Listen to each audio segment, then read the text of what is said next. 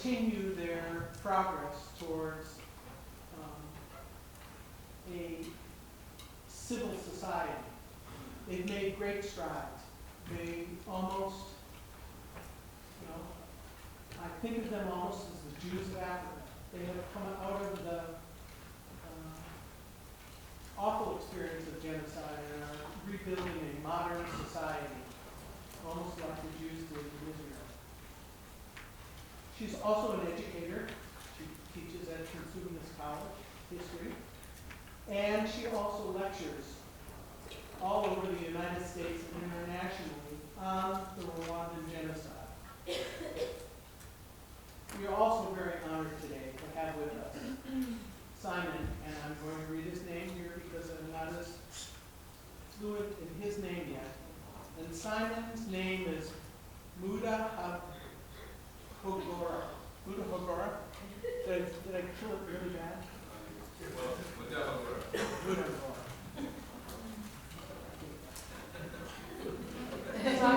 Simon was orphaned by the genocide. But his story has a very warm-hearted beginning, because he's only beginning his life. And that is, he was adopted by the Globusters. And they are here today. These are Simon's parents. And he is a college student and hopes to go on, if I remember correctly from November, and study political science. He's already in college. So, I don't think I've forgotten anything, and if I have, Phil and Simon will remind you of it. So why don't you do a warm welcome?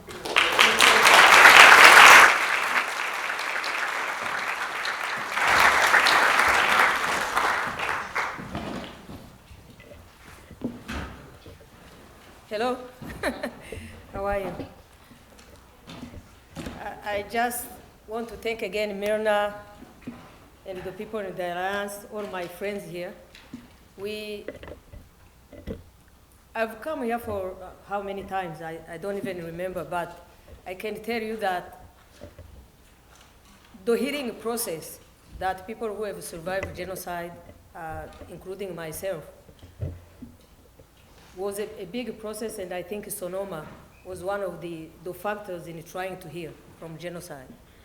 Simon, today I'll give more time to Simon, because Simon was in Rwanda when the genocide happened, and he lost almost everything. We did, but at least we were in the United States, we didn't see firsthand the killing, what was taking place.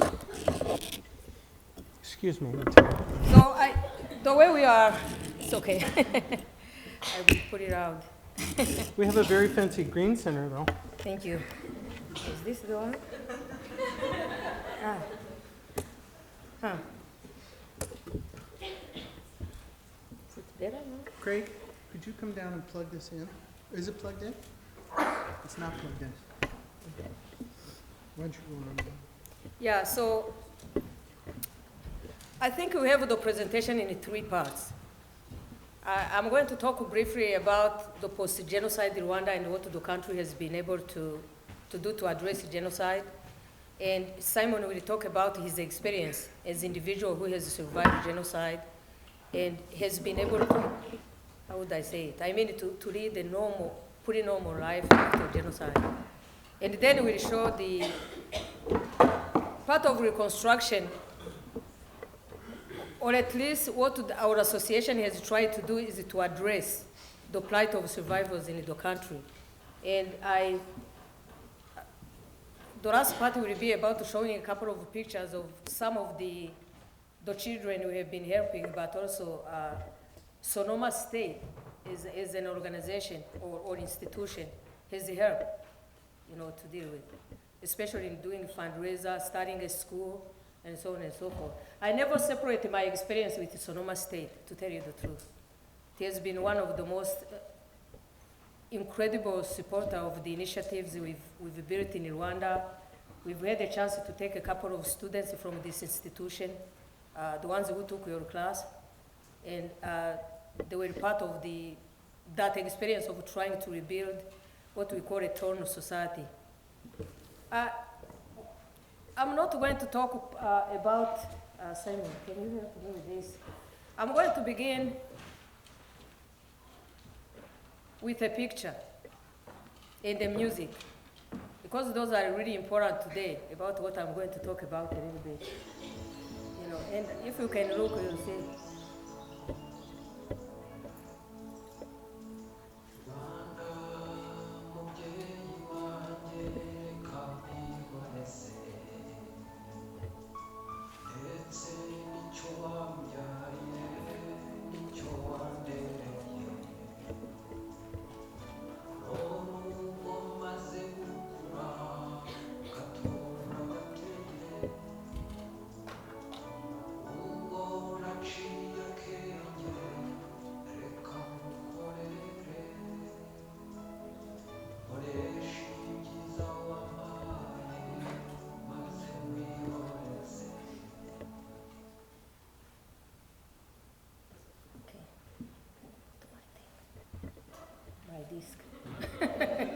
Why am I taking over?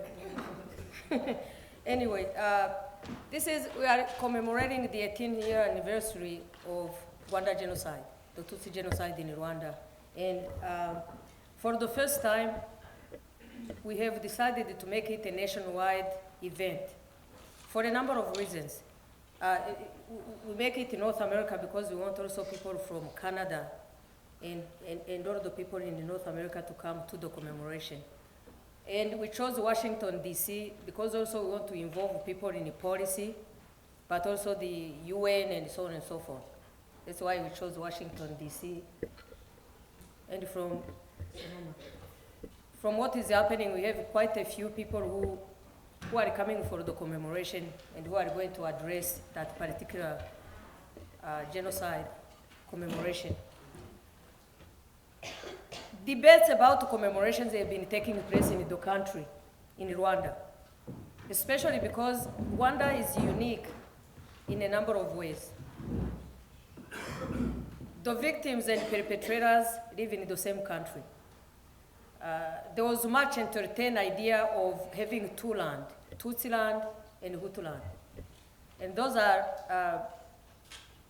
the thought never really was able to materialize because it's impossible. Because when we talk about the Tutsi genocide in Rwanda, it's not when you look at people who are so separated that you can actually create two countries. When we talk about genocide in Rwanda, it's one of the most incredible things to happen to a society because we are talking about a family sometimes. You know, so meaning that if you split the country, it means some family members will go to one country, the other ones will go to the other country. So when we talk about the issue of reconciliation, for us it's an imperative. It's not something that people choose. You know, reconciliation and trying to build the peace,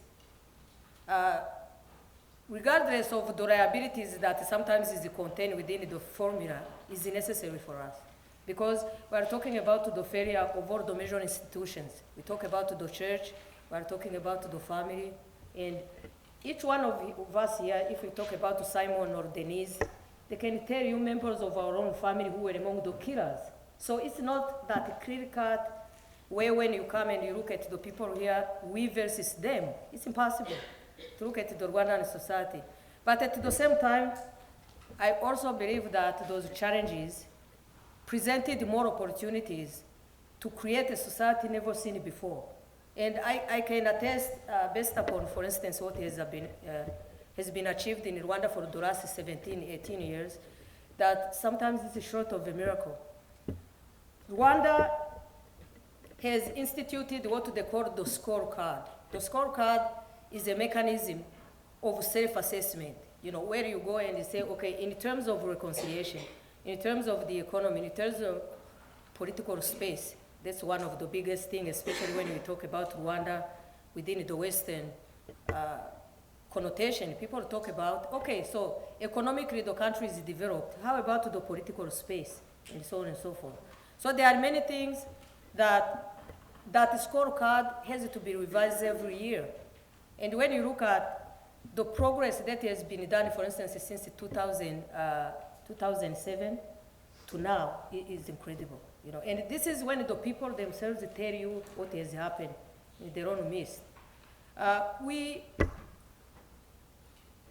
There are a couple of lessons that came from Rwanda. Number one, really, for me, is that there is no unity of community that can prevent a genocide if there is bad leadership. Rwanda was a model society before. We prided ourselves of having the same language, same culture, same religion, living in the same neighborhoods, intermarriages, but it didn't stop the worst genocide of our times. And you can look at, you are a sociology major, all those theories, like political theories, whatever theories that can explain a conflict.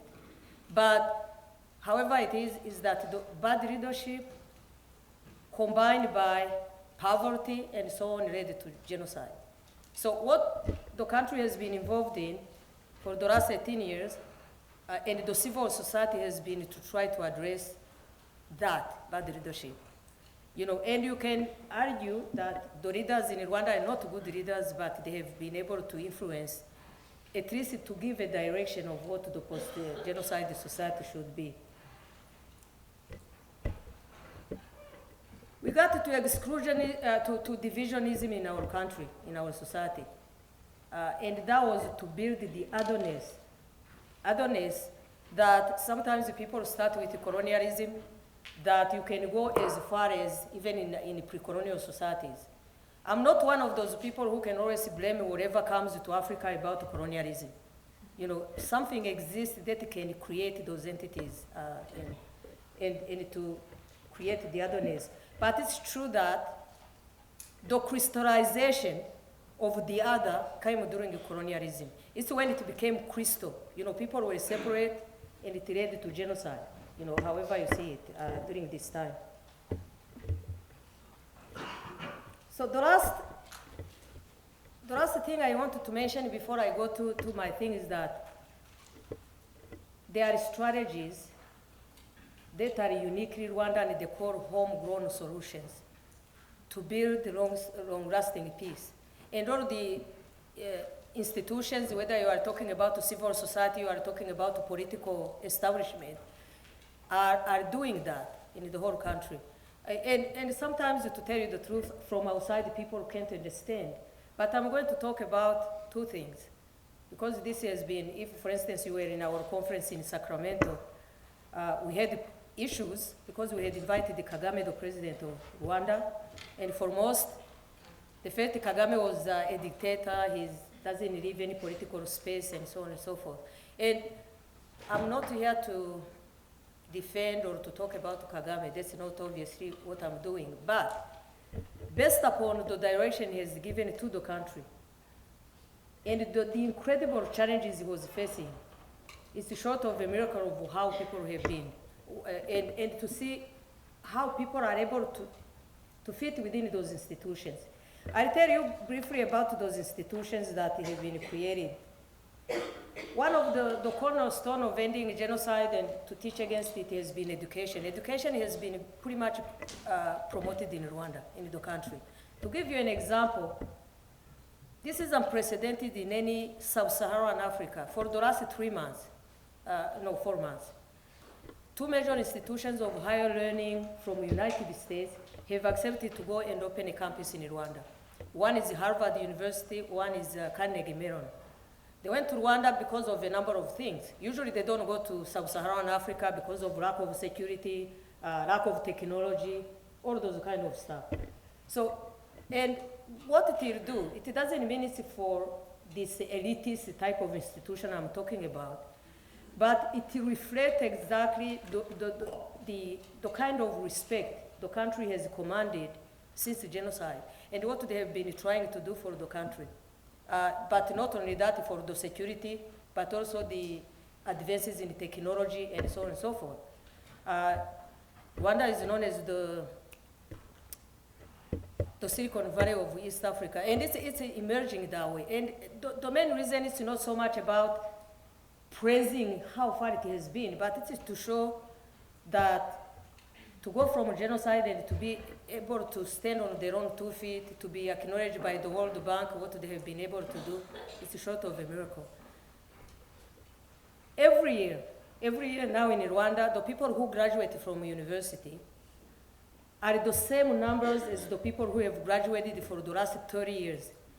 Every year. We are talking about, when we say people who finish because of the increase in schools, whether they are private, they are private or state-based, but every year they graduate more than the people who were graduated from 1963 to 1993. So just to show you the increase in education and what it does. So we are hoping that, and the education is not just academic type of education.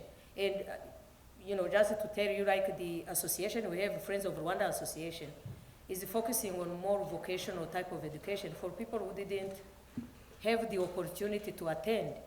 And these are people who were going to be left behind. They didn't have any place to live. They didn't have parents. And it gave them hope, but also a certain purpose to life when we talk about what you can achieve.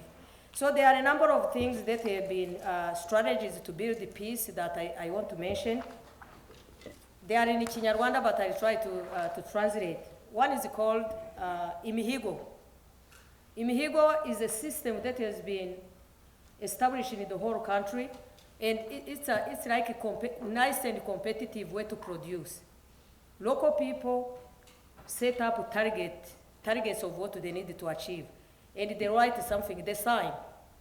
For instance, in terms of reconciliation, when the groups will come together, economic development, if you are farmers, you have to produce this for your own communities, communal work. I mean, all the things are spelled out, and then they sign. And that kind of mihigo is done every year. So people come, and they are going to give a report. And if there's no kind of implementation, then the problem is this. Then you have to say why you didn't implement your plan. Do you need help from this particular thing? You have to write what you need to achieve your objectives. So that's one of the things that has helped the country in what we call decentralization, because people are not relying on central authority, on the state, because the Mihigo are local.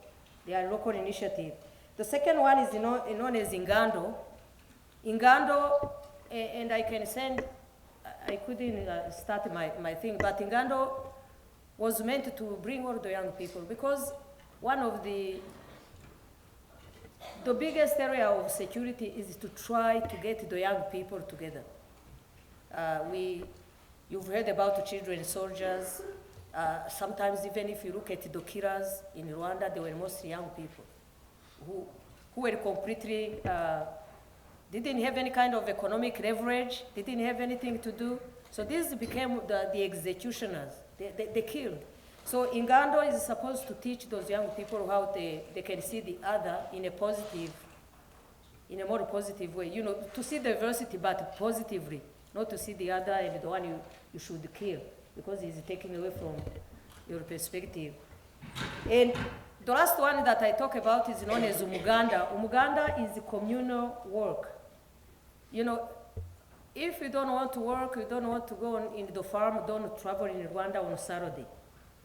Because if you are driving Saturday morning, people stop you. You have to go and work. Whether you are the president of the country, whether you are the military, you have to stop and go in that communal work. And it's not just for production, even though they have been able to produce economically, but it's also to bring people together. People who work together, who talk, can also really start talking about the positive stuff about their countries instead of thinking in killing their neighbor and so on and so forth. You've probably heard, and this is for our mascot 4, that's the grandson of Rari, because he's named after Fora, or vice versa. But this, for instance, what they call the peace basket. The peace basket has been an element of reconciliation in Rwanda. So when you go and visit the country, one of the things you see are women. The women sit together, whether they are Hutu, they are Tutsi, they weave, they make those baskets that are both useful in the rural area, but also can be a symbol. So they are called the peace baskets, and they are very important in the Rwandan community. So economic economic togetherness, all those kind of stuff are geared towards helping the people to come together and to try to reconcile their society. One of the positive thing coming out of Africa and Rwanda in this particular sense is that Rwanda is expanding. You know, it's a small landlocked country that can explain also what has happened in the past. But they are building relationships with the whole East African community. You know, so Uganda, Kenya, Tanzania, and Burundi. Meaning that opening the borders also easing the population push that can drive people to genocide or mass killing to try to get the land. Same with the Congo. You've probably heard about the Congo. You know, the march that is taking place in Santa Rosa, they are focusing on Congo and Darfur. But Congo is one of the countries that suffered a lot, and as a consequence of genocide. You know, maybe telling us that if you don't contain genocide, it's not contained within the national boundaries. What happened in Rwanda led to the mass killings in the Congo. You know, because all these people are living in the country, they are establishing themselves in the Congo, and exactly that's what happened. So, but right now, Rwanda and Congo are working to try to ease the borders, but at the same time also to see how they can do the communication, but also economic interest. They have in the middle a lake that is very rich in natural gas. They are trying to do it in joint economic ventures, and it's creating some kind of friendship. When I go to Rwanda, believe it or not, the largest population of people who come to volunteer to Rwanda are Congolese, and yet, when you are here, you think that Rwanda and Congo are fighting every day. You know, that's pretty much how people have seen the two countries. I'm going to maybe later on conclude and talk briefly about what Fora has done by showing the pictures, and then I'll go along with that, because it's really important, in my view, to see how the initiatives of people, including yourself, can change the lives of people, wherever they are. You know, it takes one person, one initiative, a group of people, to try also the prospects of the people. And the center we have been helping also has a room called Sonoma. Sonoma, because of, you know, we put the money that the students have been collecting in that particular room. So the people who were in Rwanda with us were about 20 people last summer, and we were able to cut the ribbon for the new school. And one of the classroom will be called the Sonoma, you know, because of this connection, especially in the fundraiser that it is promoted. It's always difficult to talk about how people can help people who survive in Rwanda, because I really let Simon talk about this. You know, I didn't touch on genocide because I think it's better to hear from him, who was there, you know, you know, he was able to experience genocide and what it meant for a young kid who is growing. So the children who started with the group were his age. They were his age or much younger, actually. You know, because we got people all the way from 18 months, and I think the oldest was about 10. You know, and these are people who didn't have any family. Simon and her sister and brother got a family that was, you know, people when they die, they go to heaven immediately, but, you know, so, but even today, you know, I mean, those children who were children during genocide have reproduced, you know, so now in that particular region, and that's why, Simon, I want you to see my little thing, if you can. Just one picture, and then we continue. But now we have, the future of Rwanda is in the hands of young people. But most young people have their liabilities. You know, you are looking at people who have lost their parents, or whose parents were connected with the killings. So when you talk about looking at a society it has been one of the toughest things to bring the community together. And the main reason I'm talking about this is that when we talk about this commemoration, it's the first. When we are trying to bring all the Rwandans in the diaspora, without looking at their ethnicity especially. You know, this is what we try to build, what we call a collective memory. This is a tragedy for every Rwandan. Whether you were on the side of the killers, you know, sometimes we inherited one of the most horrible legacy of belonging to a family that is killed. So we are trying to bring these people for the future. And this is why we encourage especially young people like Simon to be there, because the people understand what they are talking about. You know, they've experienced the same. There are children who are running, whose parents are brought back to justice, and they didn't choose that life. They didn't choose their parents to kill. And so that's the biggest challenge that we have. At the same time also opportunities, because we have many young people who are driven, very high driven, who are talking about a never again that we might see in our lifetime in Rwanda, because the whole society is turned on those kind of stuff. So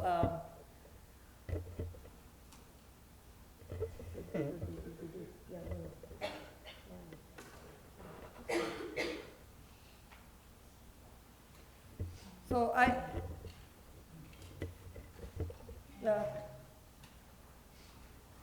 we show some of the pictures for the friends of Rwanda when we were there, but or we can start with that if you want, since I'm in the middle. Yeah.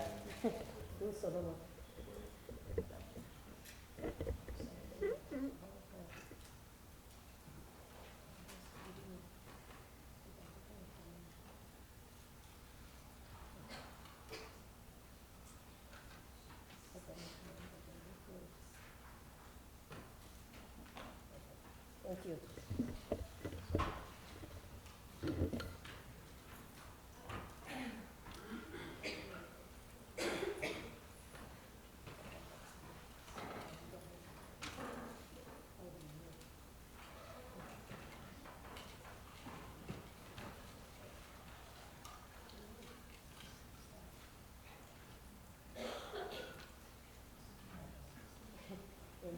Moving.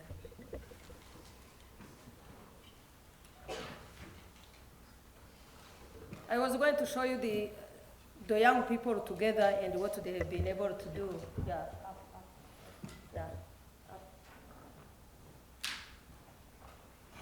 Continue, down.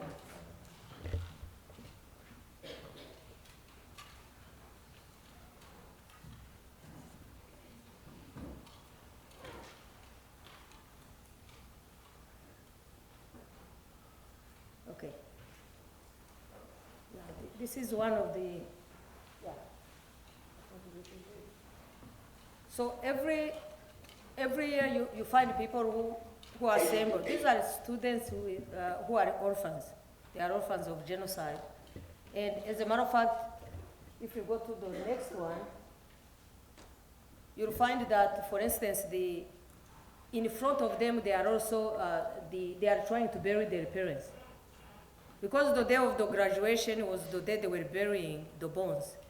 You know, usually in terms of when you, yeah, here, you can see it. So you might think this is a very sad thing, but for them it's one of the most incredible, joyous moments, because once you go and you get your graduation, this were graduating in the school, at the same time find the bones of your parents, it's like a jackpot. You know, and I don't know if you can imagine, for the last 17 years, there are people who are still trying to dig to find those bones. You know, whether you ever know they are your parents' bones or not, that's something else. But symbolically, it makes you move forward. Once you have put them in a barrier that people can go and visit and do those kind of stuff. So when we talk about our going back and looking at the way it is, even at Kimenyi's memorial service, you understand that death death is a constant in Rwandan society, even today.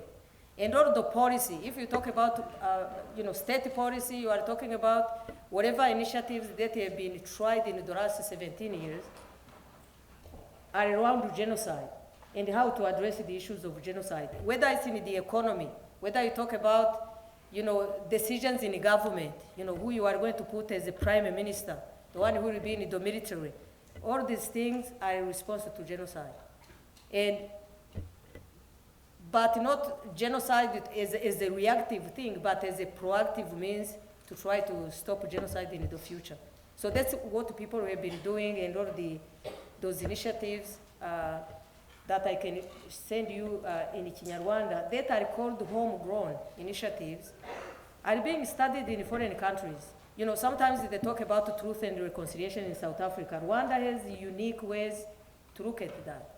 And when we talk, for instance, and I finish with this so Simon can speak, when we talk, for instance, about the whole process of democratization, this is one of the biggest bone of contention in today's government.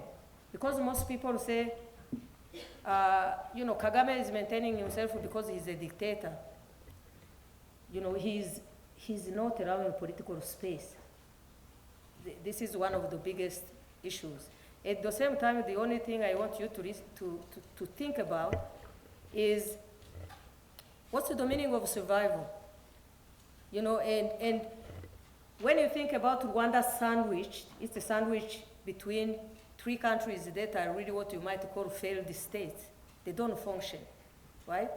You are talking about Congo, you talk about Burundi that is at war, you are talking about even Uganda. You've heard about Kony, right? Have you seen Kony? So all these countries have their issues. Security is not one of the biggest ones. So the priority in Rwanda is security. And because you can't build long-lasting peace without any sense of security. And just to go back, think about your own country, United States. When the Civil War was over, United States for 10 years was a dictatorship. Security was more important. You had to install peace, put the military, before you can actually think about that kind of thing. And this is about survival. It's about trying to mend the fabric of society. And there are many stuff I can criticize about Rwandan government, but when you think about where the country has been, and trying to say the democratic voice, democracy killed the people in Rwanda. I'm not saying, no, that's a statement I don't want you to carry, but, but the people killed because supposedly they were they needed that democracy. UN was there. They allowed people to kill because so-called minority has been oppressive, and that formula didn't save the people. So when you are implementing democracy, you have to be, what kind of democracy are we talking about? Applied to what?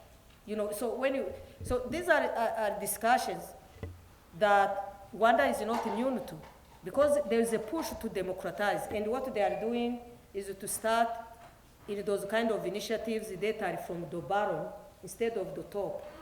So they are talking about the bottom instead of the top. It means when you let the people's initiative, like for instance the Imihigo and so on and so forth, come on the surface, then eventually those ones will democratize the whole nation, right? You see, from the community-based instead of from the political space. So those are discussions that when you go to Rwanda, maybe you'll have a chance to study. But at the same time, think that genocide is one of those most horrible things that it's very difficult to come up with responses that are easy to make, and the challenges are still there. So before we do the pictures, I want Simon to come and talk about his story. And I can tell you, people talk about heroes, he's my hero. Because we are talking about people who were able to survive, but also were able to continue and to inspire and to aspire to higher things. So Simon, please.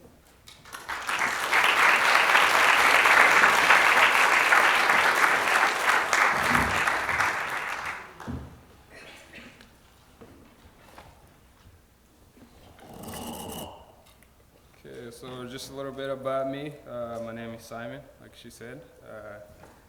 I am 27 years old. I went to genocide, started in Rwanda. I was 10 years old.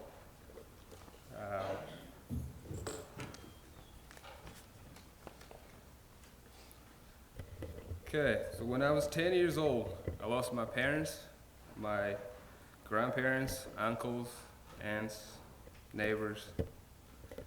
My survivor was pure luck. It was early April when my family's friends from the north came to the south. They were migrating from the north going to Burundi, which was just south of Rwanda. They were terrified. At that time, my family did not want to go with them. My grandparents didn't believe that the neighbors that we've been living next to for so many years could actually come to our house and kill us all. We spent many nights in the forest because we were scared. One of the main reasons my parents didn't want to leave is because we had beautiful cows, and my grandparents felt they didn't want the interdisciplinary to slaughter our cows. So my grandparents and my parents died because they want to save the cows. Few days later, things got worse. Finally, my parents agreed to go to Burundi. The next day, I was asked to go to Burundi's border to check if my aunt, who left with that family, if they have made it. Also, my parents felt that we should not travel in big groups. I remember telling them that I was no way I was going alone unless they send somebody else with me. That is how my younger sister Regine survived. She was 8 years old at the time. It took us 2.5 hours to walk to the border. We were both terrified of who might see and recognize us. We arrived at the border only to realize that the situation had gotten worse. All we saw was a bunch of wounded people try to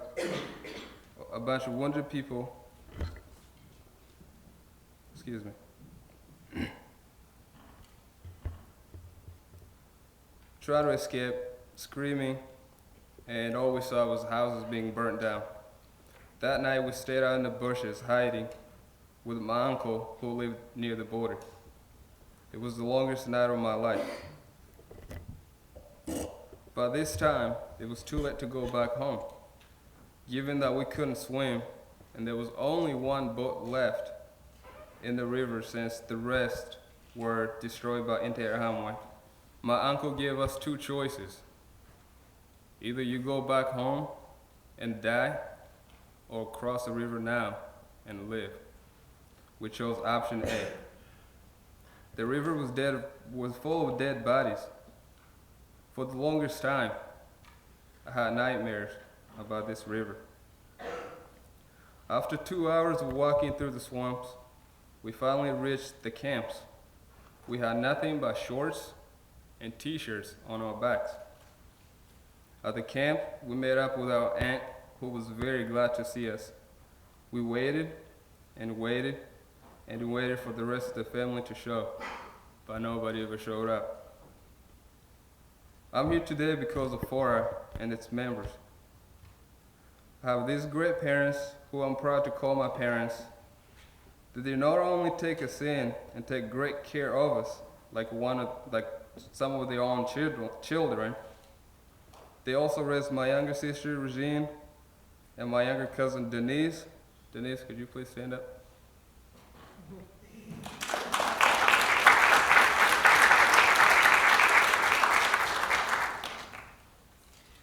They made this immediate decision minutes after learning about FORA from my Aunt Mathilde, who's also the president of FORA, like your instructor told you. They did not need any time to think about whether they wanted to help. They knew right away in their hearts this is exactly what they wanted to do. They walk up to Mathilde and say, "How can we help?" These type of people make the world a better place. They have done so much for 3 stranger kids who they didn't know, And on behalf of my sisters and I, we can never thank you enough for all you given up and all you've done to help us. Can we please meet my parents?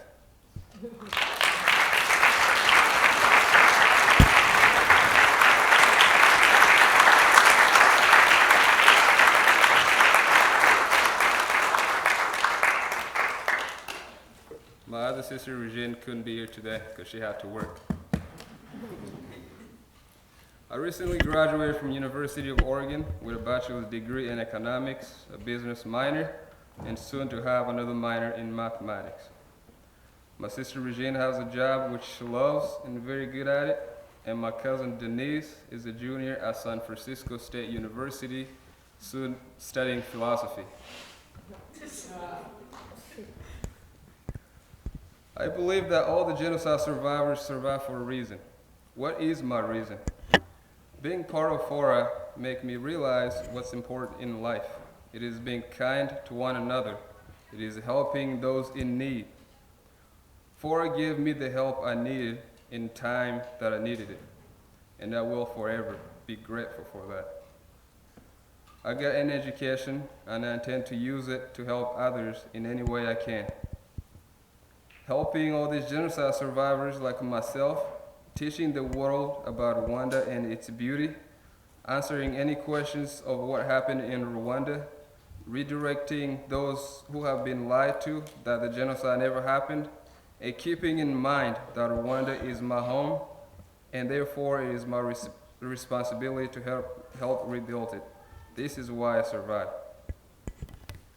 It hurts me when I hear a person in a great position to teach claiming that the genocide never happened. I was there. Genocide did happen. We need to put our voices together and let these people know that what they say hurts many of us. Not only does this make it almost impossible to heal, but it repeatedly takes us back to 1994. I want to thank FORA and all its members and all my new family for giving my sisters and I a second chance at life, for all the great work they do, and for many lives they save. This past summer, I got a chance to go back to Rwanda. It was my first time since the genocide. The feelings I felt can't be put into words. From the day I arrived to the day I left, it felt like a dream.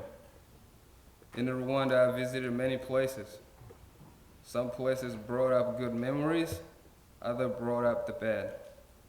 What hurt the most was visiting the genocide for the first time, my parents' grave, and where my home used to be. This place is now a jungle.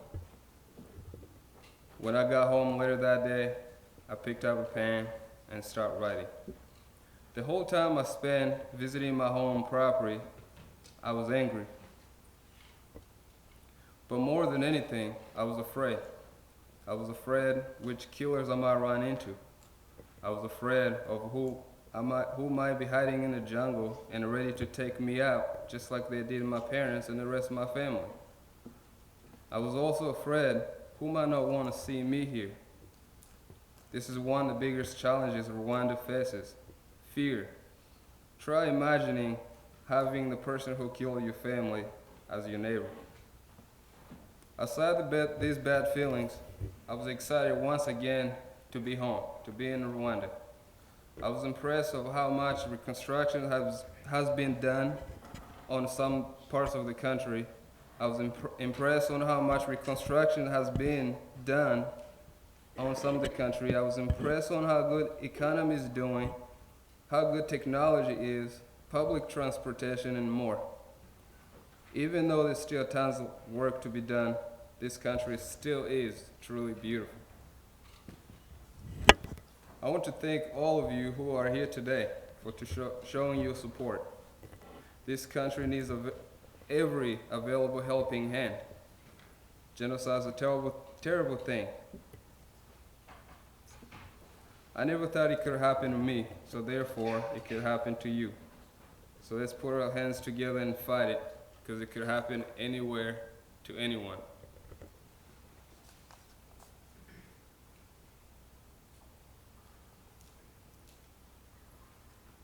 want to thank Mathilde, and I want to thank all of you for allowing me to speak to you today. You're all the future leaders, and for all you here today, I believe in my heart that you're all good people. Let's learn from our past and create a bright future. Thank you.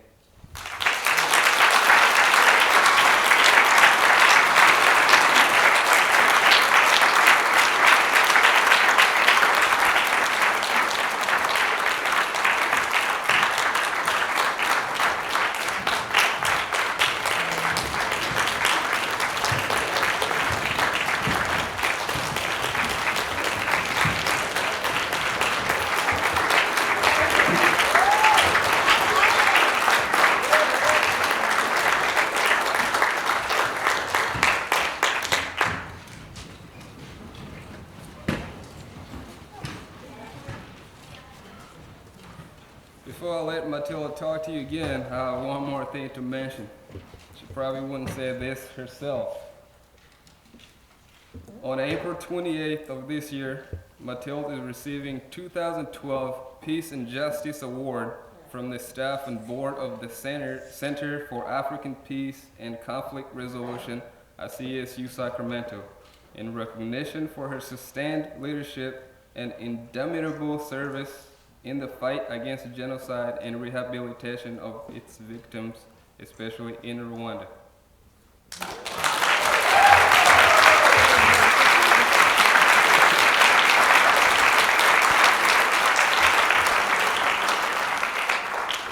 Few of the past recipients of this award include first female Chief Justice of Ghana, the Honorable Georgina Theodora Wood, former Consul General of South Africa, Honorable Kevin Johnson, Mayor of Sacramento, and Honorable Barbara Lee, U.S. Congresswoman, and Desmond Tutu of South Africa, I think.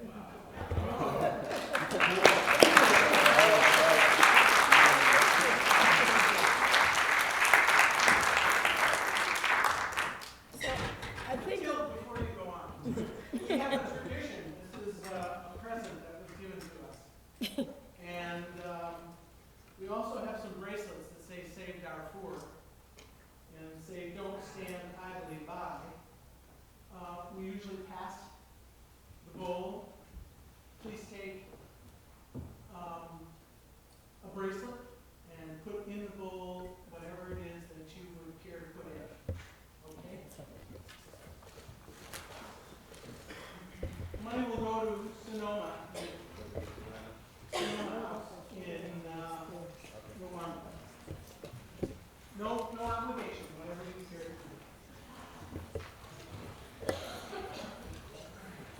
We are going to show you a couple of the pictures when Simon was in Rwanda and Fora, Friends of Rwanda Association.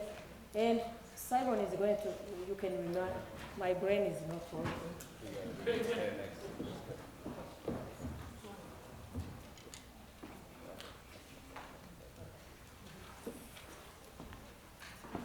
So this.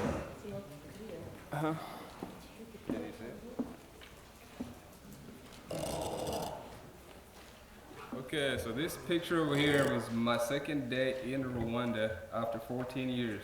It was at the hotel, and we had a celebration for my uncle who passed away last summer, Alexander Kimenyi. So this was his celebration. And this one, we're just giving a speech. Little say something, everyone had to say something. That's my and Matilda. This one was at the Genocide in Kigali, the Genocide Museum. It was my first time there, and yeah, I cried. Some more pictures of the Genocide Museum.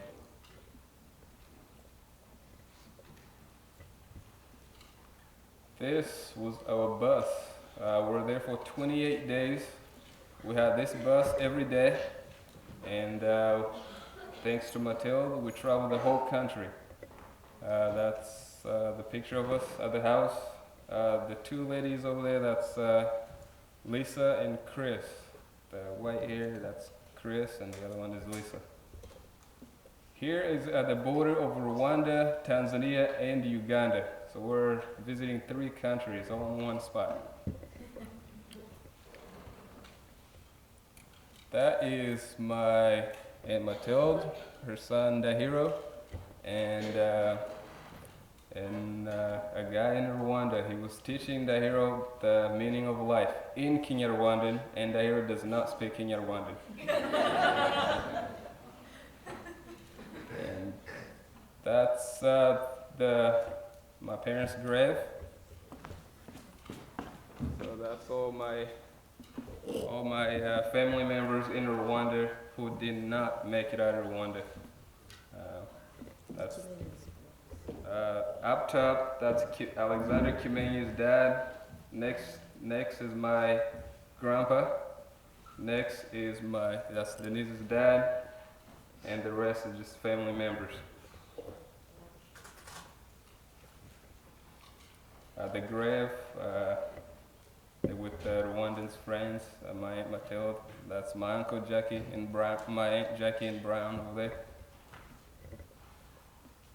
More pictures of the grave. My Uncle Ange and my Aunt Mathilde of the grave. More pictures of the grave. So these, do you want to explain it or you want me to do it? Yeah, okay. So there's a school that FORA built for survivors in Rwanda. And these are some of the tools they give for the ladies to learn how to sew. So we visited there, and keep going. So these are the ladies dancing for us. It was a great time. We had great food, music, dancing. And this is the new school. Before we had a school, now they are building their own school, the students. More ladies dancing. Those are all students, all of them. But they all wear uniforms. I don't think you guys have to wear uniforms here. That was back the last picture. That was Chia joining in dancing. This here was at the. Who's the little dude with the sunglasses? Hey, go back. Yeah, that one. That's Rwandan's finest, little movie star that we found. His name is Gisa, and that's his brother next to him, Shema. Yeah, they were big hit in Rwanda.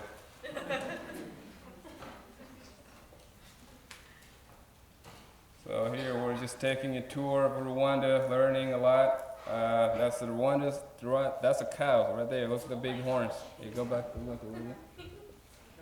That's king. That's the king's cow. Do you want to explain a little more about the king's cow? Sure. Yeah. In the corner. You know, the wealth in Rwanda is measured in cows, not money. So if you come and I give you a cow, it's because I love you to death. So those are the royal cows, you know, the ones with long horns. Usually they could entertain. So that's the residence of the king, the traditional residence. You know, we're looking at the cows. Yeah.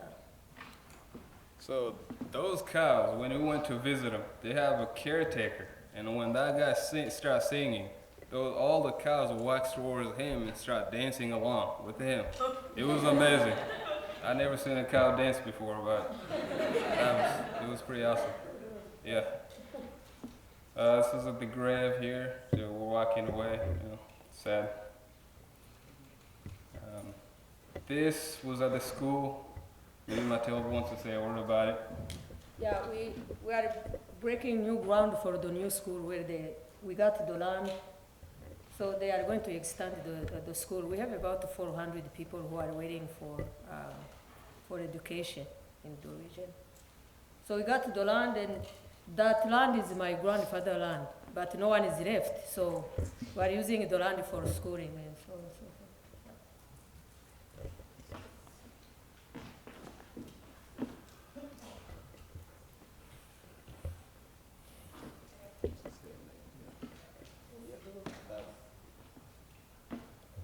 Yeah, so at the school they have a picture of Kimeni, since, you know, he helped a lot. Also, that's to all the people that helped.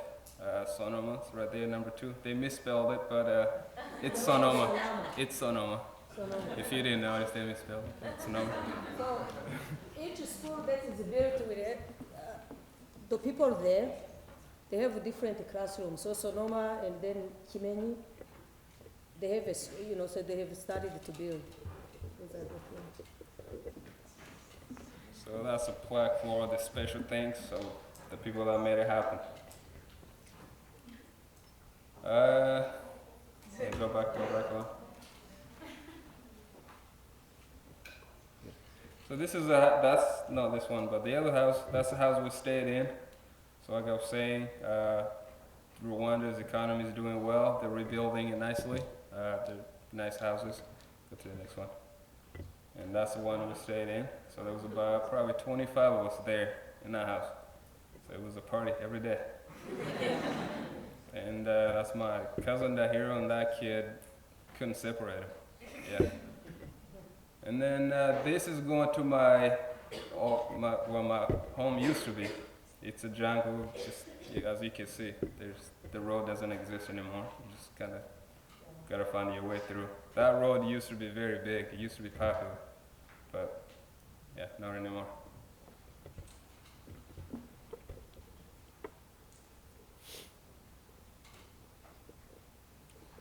Yeah, and that's me and Mateo. So, you want me to talk about those? The houses. So Fora helped build all those houses for the widows. There's, I think, 54 houses. So, and they all right next to that school. And where we went, Fora, and put together, we got jerseys, soccer balls for all the kids at that school. And the next few pictures there, they have their jerseys on, looking like a team. And yeah, they were very happy to get those gifts. And this is Mattel's car. So they gave it to her because they love her for all she's done, all the great work she's done for them. That's a special thanks, just the cow and the baby.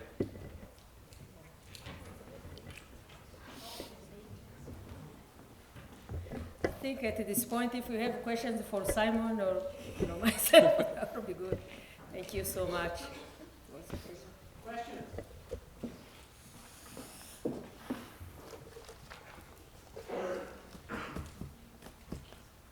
What happens to the orphans in Rwanda that aren't adopted by family members? Where do they go? Yeah.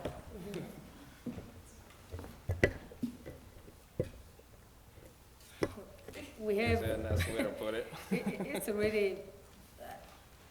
There are many initiatives of people to put children together. One of the biggest, did you see those real houses for widows we built? Most of those women have lost their own children. So what we have done is to match the people who have lost their children, help them, but take in some children. So throughout the whole country, we have situations like that. At the same time also, we had started to develop a big program of children who lived in the cities, who were homeless. They were homeless children throughout the whole country. It's a matter of, the problem is still there. And they tried institutionalization, they tried many different things, but at the same time, there was never any solution, because one of the things that happened after genocide, more children survived than grown-ups. More children, there were many children. In the region we are in, there were about 300,000 children. You can imagine what it means, So you found families with children as the head of families, for instance. So it's still a big problem. What Rwanda has done was to open education, at least primary education for everybody, including the orphans. So they give what they call farges, money from the government to help those children who don't have any families. Yeah.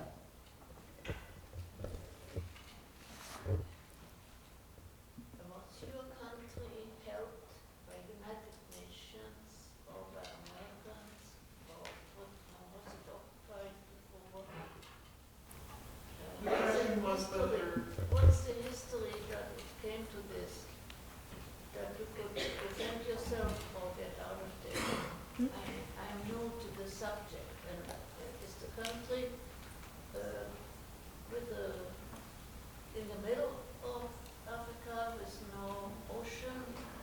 Right. That's bad. It's very small. There is no ocean. No. Yeah.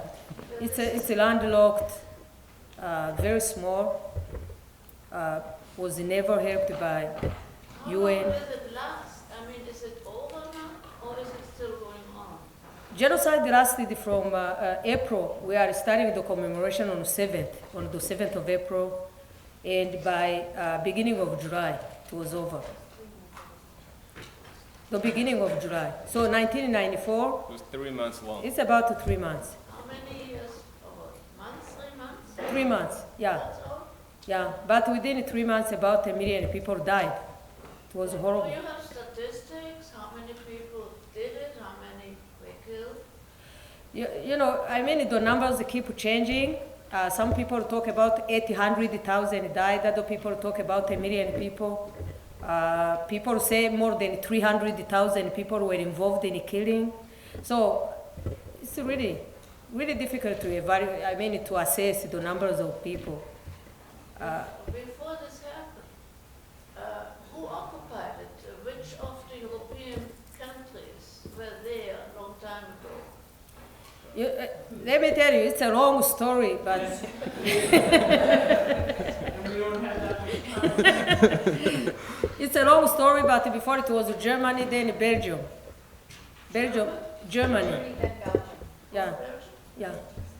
I learned in school a lot about Africa, but something else happened later on. Yeah. Any other questions? Kim, How was the female community affected by the genocide? could you say, Sorry, how was the female community affected by the genocide? how was the female community affected by the And genocide? then was there outlets for them to get help? Let me tell you, I think females were the ones who were victimized by genocide more than anybody, because rape was a weapon of genocide. Most of them were infected with HIV during that time. Even now we have a big community of self-help groups of women who, who are dealing with HIV, with AIDS. But not only that, we have to raise children with a stigma.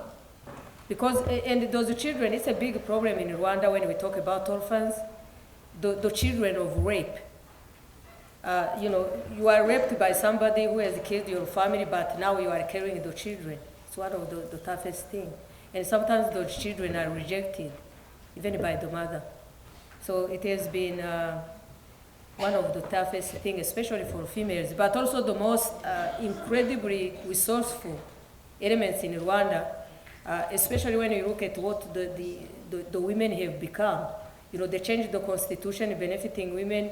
Now they occupy the highest proportion in the world in the parliament, 56% are women.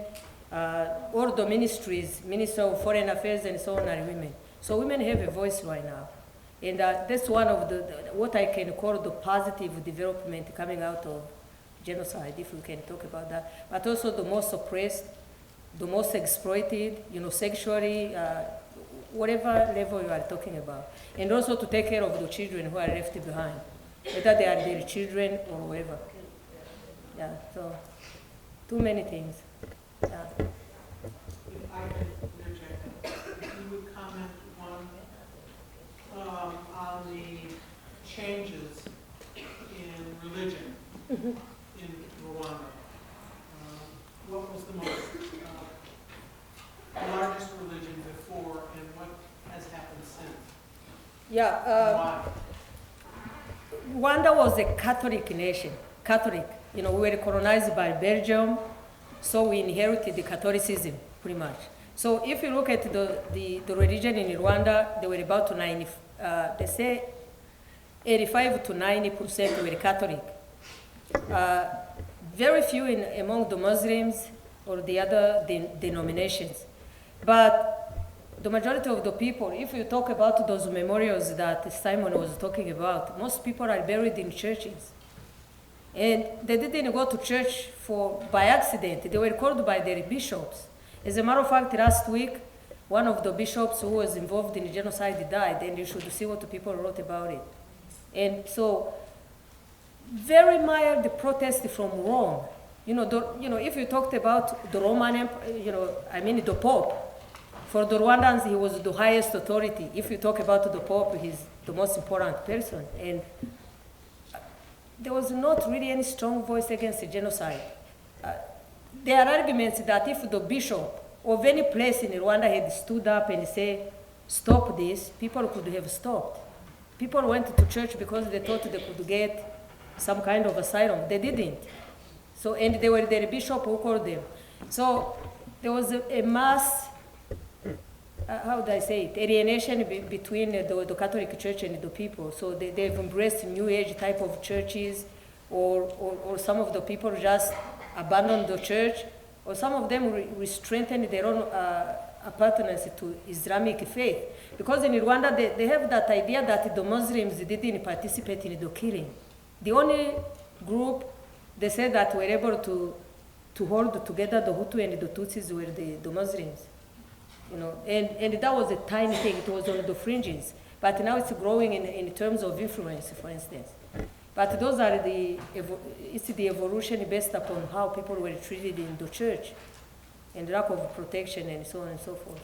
They felt doubly betrayed. That's why I was talking about the institution. If you look at the most important institution in Rwandan society was their church and their family. And if you look at that, they have been affected by genocide. We still have those issues even among family members who can't come together because of the issue. Are there any kind of mental health facilities or organizations that help survivors deal with the trauma of what they've witnessed, of any kind of post-traumatic stress disorders that they're helping with? That's from everywhere. We have groups from San Francisco. We have a big group from, Americans go in large numbers. They go to treat, they have seminars. That's why we started the social work program at the university in Butare. I was among the people studying the program. That was for that specifically. Because even though you were talking about orphans, you were trying to help, but it was not just about economic help. It was dealing with their trauma. We are talking about many different things. And then in Missouri, they have what they call step up, when people from the university go and volunteer, do those kind of stuff. So mental health is there. Doesn't mean, of course, sometimes it's very difficult to find mental health that is culturally sensitive, that understands that a woman will tell you, for instance, what is happening. People usually in Rwanda don't talk. So it's very difficult to get that kind of treatment. She's a psychologist, she knows, and she has treated people. And he's a psychiatrist. But the cultural thing is very difficult, for instance. So when they go, they have to be trained in the cultural sense and, and then are able to help. But there are many institutions and people who are going to Rwanda to do that. Good. I would like to touch up to what she was saying about religious. Growing up, I was brought up Catholic. So every Sunday, it was church day. You go to church. And, you dress nice. We didn't have a lot of nice clothes, but you put on whatever nice you have. You go to church, we ate good food. And there was no work on Sunday. And, we just believed in God. And due to that, a lot of people got killed inside the church. Because, when the whole thing started, people said, if I go to church, nobody can touch me. I'm inside the church. Yeah. But that's not what happened. A lot of people got killed inside the church. Simon, your story is fascinating, first-hand account. But I'm wondering, did you say that there were maybe up to 300,000 perpetrators? Yes, that's the number. What happened to these people? Did they reintegrate? How do they hold that numbers of people accountable? Once again, this is really when you see how our society is very complex. Most of the people who have killed were able to avoid the whole justice system. Because let me tell you what happened. Rwanda at the time of genocide had about two courts.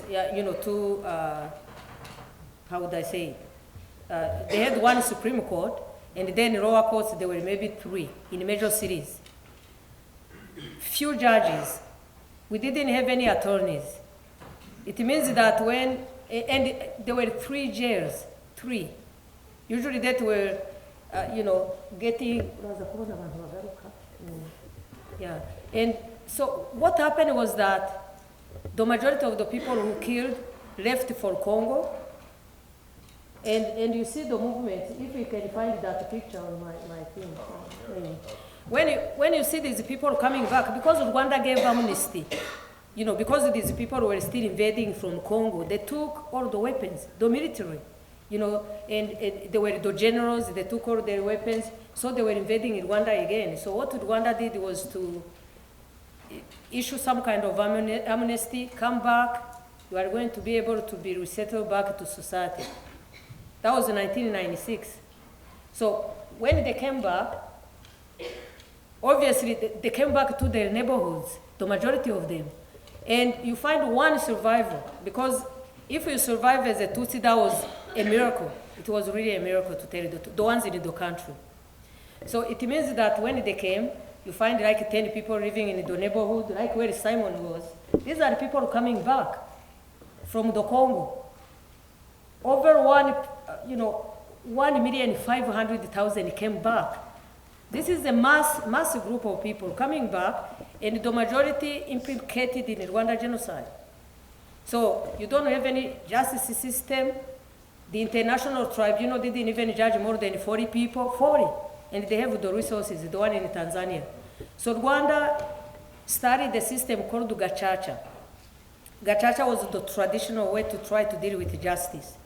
It means that pretty much what you did was to choose among your people, the ones with integrity, and they are going to judge the people. But it relied on an understanding. It was more, it was to resettle you in society, not so much punitive. So you accept what you have done, the people judge you, and they assign crime and punishment based upon what you did during genocide. If, for instance, you killed 50 people, you committed rape, then you were given certain years, or you were given community work, or so there are too many things. So you can imagine now what he was saying, when you live with people you know very well have killed your parents. When I went back, I could see someone who killed my father.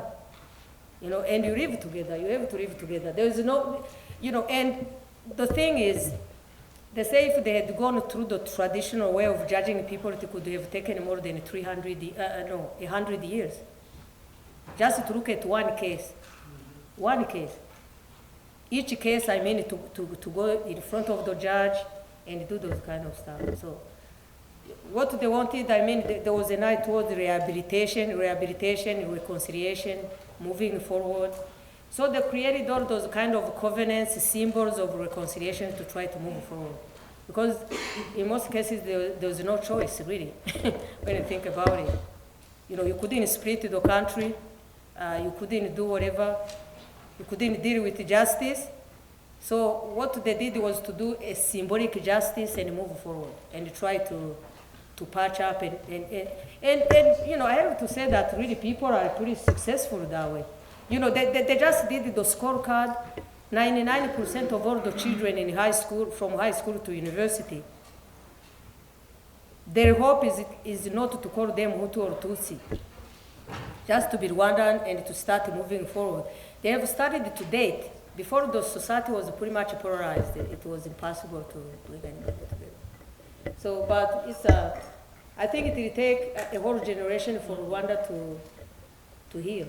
I don't even know if a generation will be enough. I really don't think so. And bright, wonderful children like Yeah. If So we are another way to look at it, some of those people, they're your neighbors.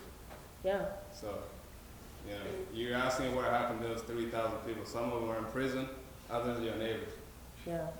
It almost seems like recognition when you say moving forward, trying to move forward, almost like a recognition of mass hysteria or something in a way for a 3-month period, this kind of carnage. We have been really been after the mastermind. And I'm lucky to say that people have been taken even from Canada, from the United States. Recently, one of the guys who has been the mastermind of killing was brought back to Rwandan justice. So those are the people who were telling people to go and kill their neighbors. But the regular people, you know, it was like mass hysteria. It was, I don't even know how to call it. People said it was hell, you know. But some people, you ask them and you say, are you happy the Tutsi are dead? They say, why would I be happy? My life is not improved. Actually, I feel miserable. I don't have neighbors. You know, I mean, it was just madness, but it was really driven by political gains.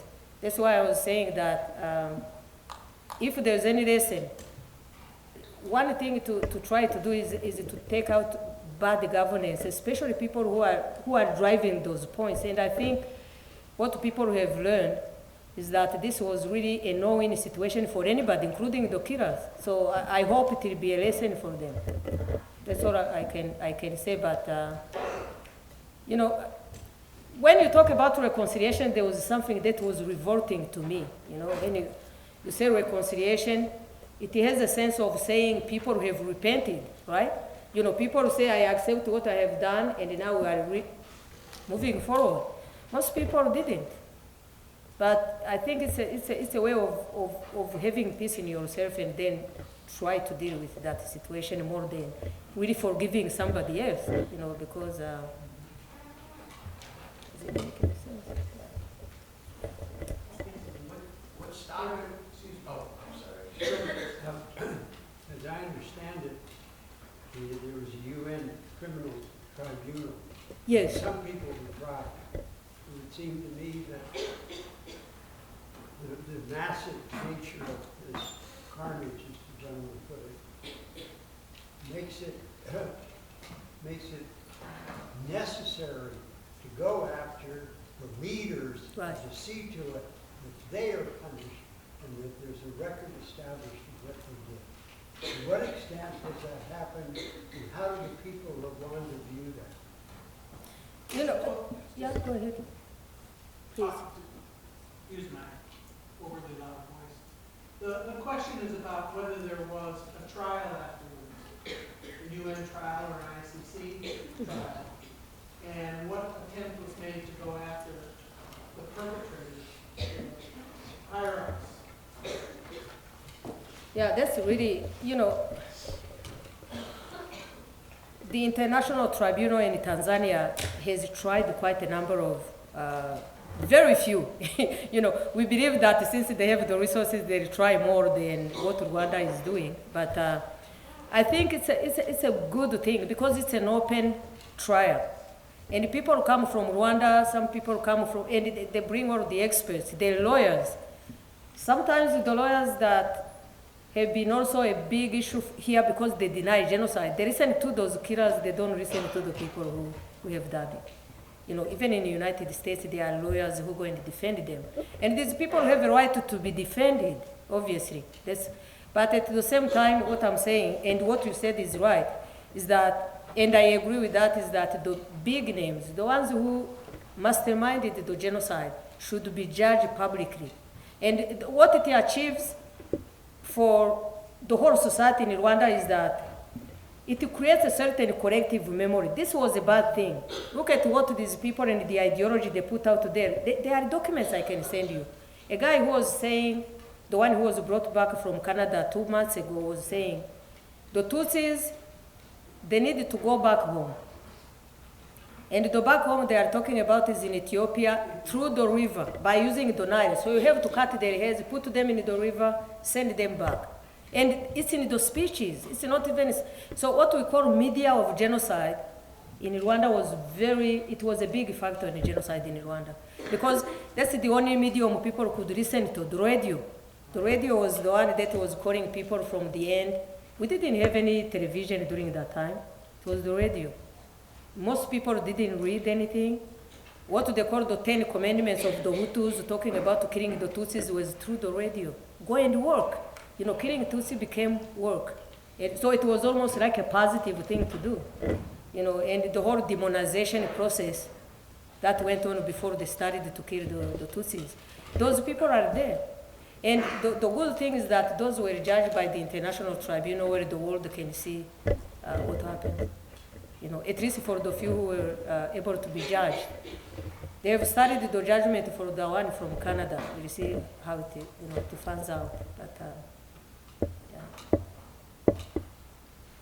Yes, please. Thanks for coming back to my question. It almost seems like a horrible storm. It started, it lasted for 3 months and it was over. How did it end? Go ahead if you want to say. I guess the RPF won. It was a planned thing, you know, it was all planned from the beginning. So the RPF, which was not allowed to come into the country from Uganda, finally took over the whole country. And then, you know, they took over, and then the Interahamwe, the Hutu extremists, they couldn't kill anymore, you know. So, is that answer your question? Yeah. Like, I'm not sure how to explain any further. So the RPF took over, basically. So the government that were encouraging the Hutu extremists was no longer in control. Mm-hmm. So the former government was pushed to Congo, to Tanzania, and then RPF took the country, and they have been in power since genocide. So pretty much they stopped the genocide before then. And there was a brush fire. It was like people were killing on their way up. You know, the whole region between Congo and Rwanda, like the region we come from, people died at the last minute because those people living in the central government were killing people as they left the whole country. So. Yes. Do you see a future of integration between the Hutus and the Tutsis, or do you feel like the tension is still too strong? The tension? I would say in the country, it's amazing. This is seriously to account for any kind of progress going there. It's because something that we're actually against before. People outside were against how the government was dealing with things, especially that idea of trying to promote the Rwandaness instead of Hutu Tutsi. Because we were saying before, you can actually say no Tutsi, no Hutu. You have to look at what happened first. You can't just go on historical amnesia. You can't say we are going to forget and forgive. You have to account for why it happened before you can move to achieve the true Rwandan character. But what they have done, and this is a political will, it's a political choice, but it's working. Because of the new generation, when you go, for us who are, we are the bad ones, when you go and you say, if you ask that question, it's almost like an insult. If you say, are you Hutu or Tutsi, say, why are you trying to know that? I'm Rwandan, I'm proud to be Rwandan, and this is what, and that idea, because you can create, the way you express yourself, the language are a big thing, you know that. Because, for instance, language can demean, it can create some sense of empowerment, and so on. In Rwanda, being Rwandan has been one of the, especially for a younger generation, not like us who suffered because we were Tutsi. When you try to say Tutsi, of course, but the ones in Rwanda have been able to move forward. Because they have to work together, they are paired, those youth type of organization each year, what they call Mugando. The intermarriages that are occurring right now, I think I really have hope for the future generation. In my view, that's how I see it. You know, it's more integrated and people don't seem to care like, you know, the people who are deeply connected to being part of the killers or the victims. You know, that kind of looking at the society in a certain dichotomy doesn't exist among young people. Or at least it's less than that kind of thing. And of course, I think it's also because of that purpose. They believe their country is on a solid course, they go to school. I think also that kind of economic leverage helps a little bit. You know, they are not as desperate as most people were a couple of years back. And then also for me, you know, tension is definitely still strong. And that's because I've been here. You know, when the genocide happened, I was blessed enough to get out of there. I got adopted. I'm here. So when I go back, the tension is still there. But I believe time heals. You know, so those who are in Rwanda, Tutsis or Hutus, it doesn't matter. They learn how to get along. They learn how to live with each other. Right. So, you know, as the time goes on, I think the tension gets lesser and lesser and lesser. Join me in thanking the